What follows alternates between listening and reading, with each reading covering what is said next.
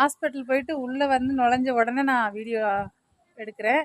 நான் வந்து நண்பர்கள் உதவியால் நைட்டு வந்து நான் 2, 3 நண்பர்கள் ரொம்ப உதவி பண்ணாங்க இந்த ஸ்பைனல் கார்டுக்கு. நல்லா இருக்கணும் அவங்க எங்கே இருந்தாலும்.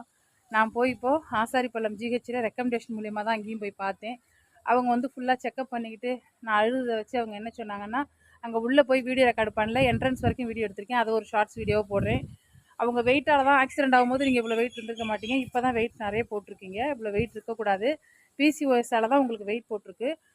முதல்ல இர்ரெகுலர் பீரியட்ஸ் சரி பண்ணால் வெயிட் குறையிறதுக்கு சான்சஸ் ஆகிடும். நீங்கள் வெயிட்டை குறைக்கணும். இர்ரெகுலர் பீரியட் சரி பண்ணிங்கன்னா இந்த வெயிட் ஓவர்லோட் ஆகிறதுனால தான் இந்த ஸ்பைனல் கார்டில் பெயின் வந்து வெயிட்டு தாங்க தாங்க அடிப்பட்ட இடத்துல வீக் ஆகி பிரச்சனை வருது.